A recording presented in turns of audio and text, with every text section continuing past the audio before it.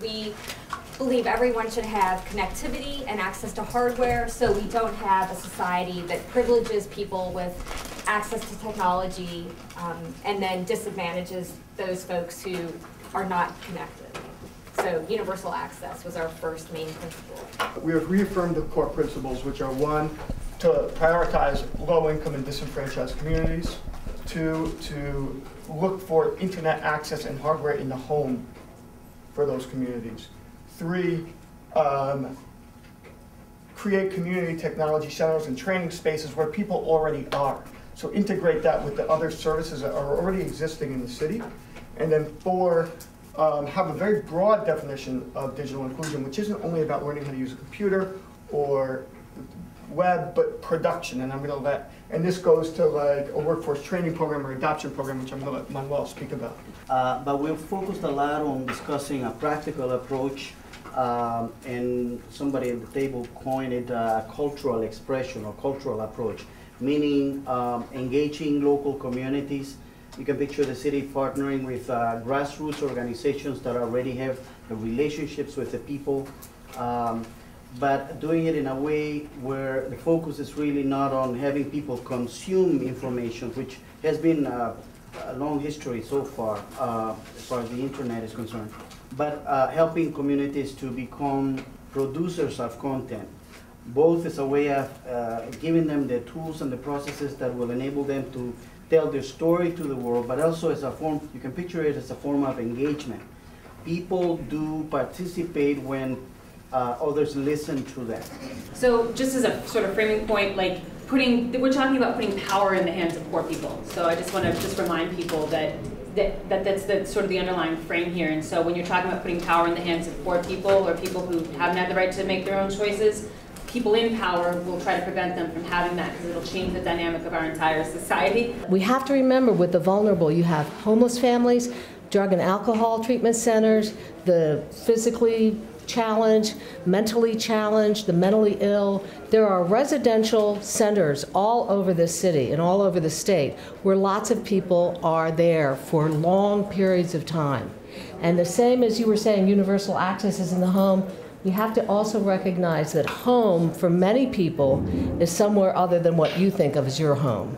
And in fact, what's good about putting the internet and PCs in those places is you've now be able to hit 3 times as many people, because everybody that comes into the treatment center gets a hold of the internet, has a computer in their room, and then they move out and the next person gets the benefit of that. By that time, they're all hooked.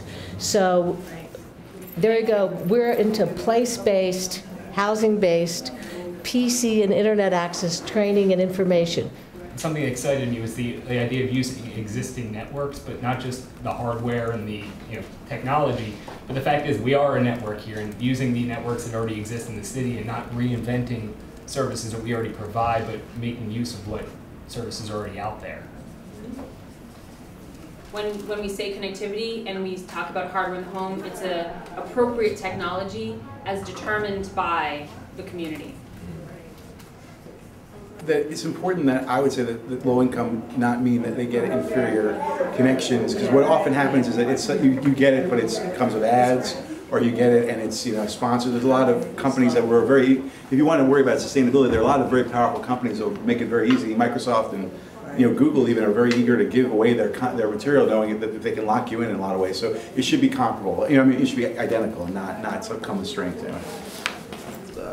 The actual usage, thinking that you're talking about poor people or people that are disenfranchised, that either A, aren't able to get entertainment value, so they might use the time on the computer for entertainment value, as opposed to the people that would want to use it for more important things such as like job seeking or schoolwork or things like that. And I think that whole dynamic would cause some sort of problem if it isn't so much regulated but monitored, I would say.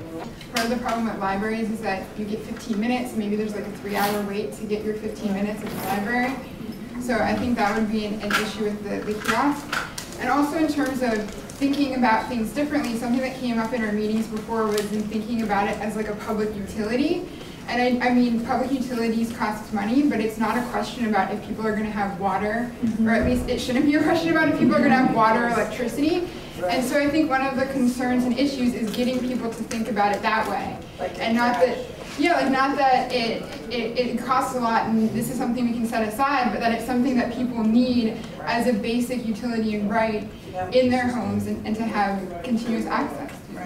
Training for people, low income, disenfranchised, training in using computers and the internet or any other new device, right?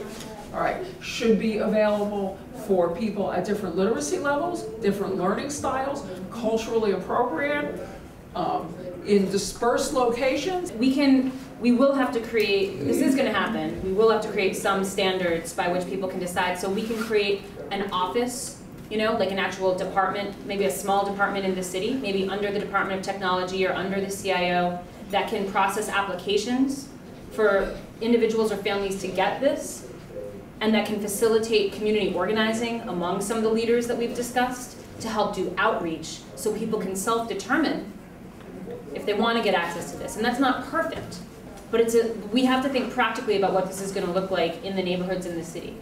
Maybe a government office or a central location or a central oversight group, but them connect, and I think we emphasize them connecting with those who have a proven track record of already working with the community. Not people that can say, all right, we're going to get access to computers, so I'm going to create a company and then have no plan to how they actually use it. People that actually already are there